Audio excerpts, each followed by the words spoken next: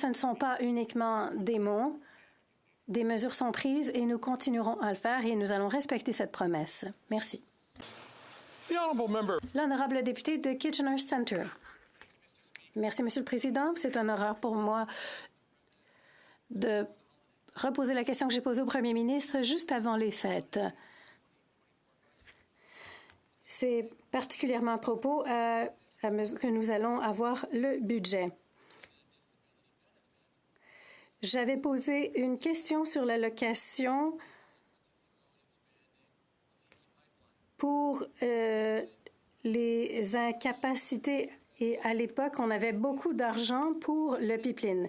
J'aimerais donc entrer dans davantage de détails pour avoir une discussion plus approfondie.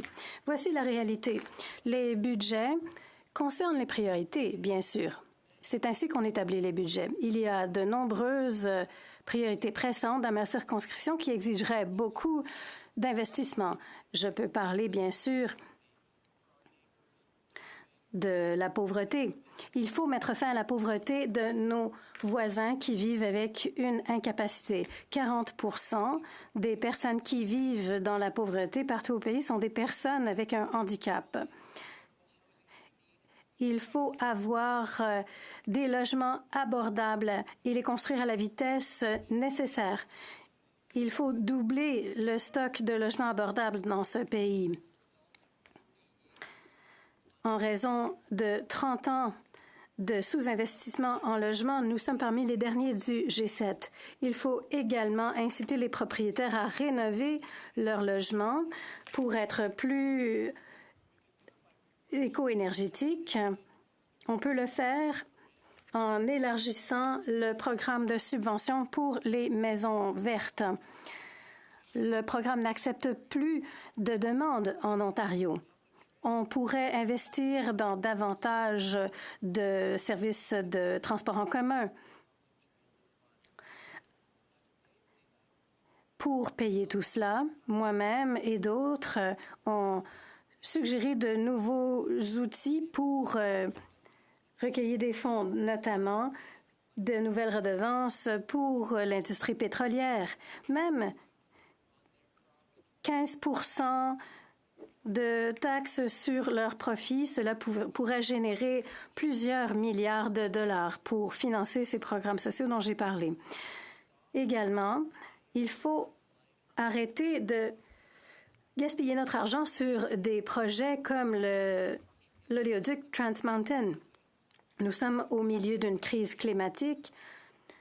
Le secrétaire général de l'ONU a dit qu'il fallait avoir que tout cela n'était une folie économique et environnementale. L'année dernière, le gouvernement a garanti des prêts à hauteur de 1,75 milliard de dollars pour l'expansion de l'oléoduc. Si cet argent est emprunté, le coût du projet augmentera à 35 milliards de dollars. C'est beaucoup plus que 1 200 dollars pour chaque Canadien au pays.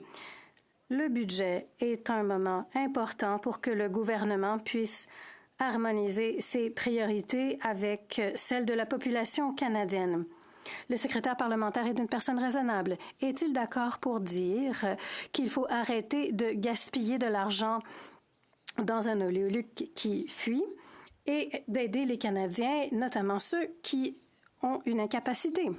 L'honorable secrétaire parlementaire au ministre de la Justice et procureur général du Canada. Merci, Monsieur le Président. Je veux remercier mon collègue pour sa question. Je lui retourne le compliment. Je trouve qu'il est également une personne très raisonnable. Je veux le remercier pour sa question. En ce qui concerne notre avenir énergétique, j'aimerais souligner le rapport de l'Agence de l'énergie qui dit que la demande de gaz et de pétrole va continuer d'être forte au cours des prochaines décennies, mais qu'elle va connaître un pic dans cette décennie.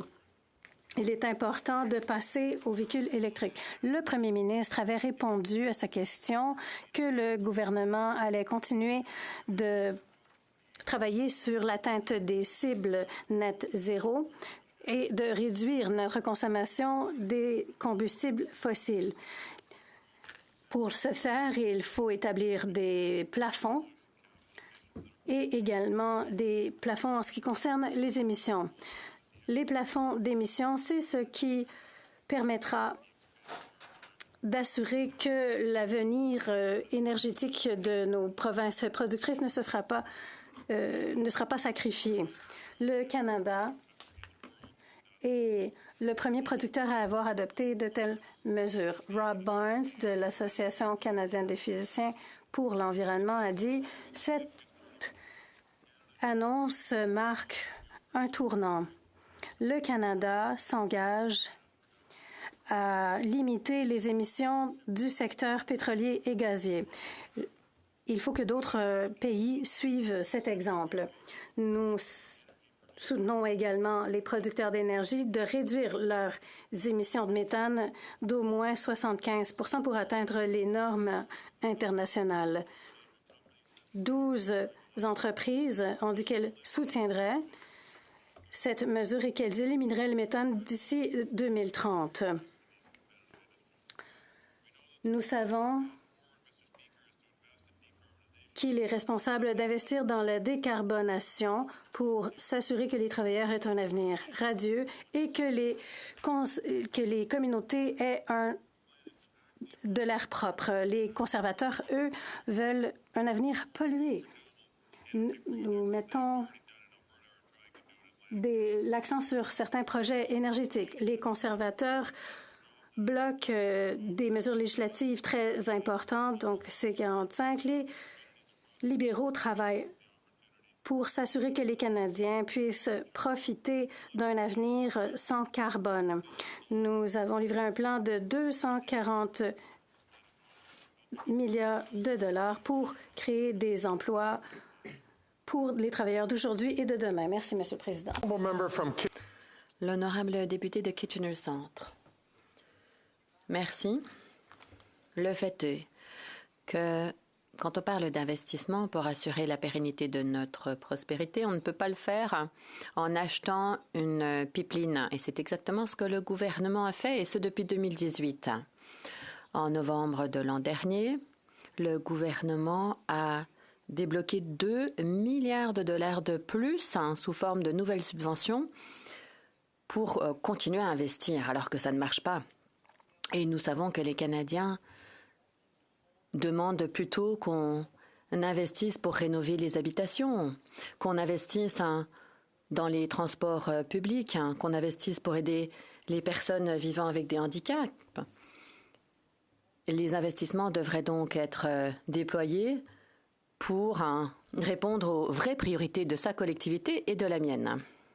Honorable secrétaire parlementaire, nous avons les mêmes priorités, mais j'aimerais vous parler des investissements que le gouvernement du Canada a fait dans le sud de l'Ontario, une région que nous avons en commun. 3 millions pour renforcer les capacités de construction, ce qui a permis de créer 45 nouveaux emplois dans le domaine des véhicules électriques. Nous avons investi 10 millions de dollars dans le programme d'aéronautique de Waterloo pour assurer la pérennité de ce secteur. Dans le secteur automobile, nous avons attiré des investissements de taille de Volkswagen, Atlantis, Unicor, et des milliers d'emplois vont ainsi être créés. Ce n'est que le début, Monsieur le Président.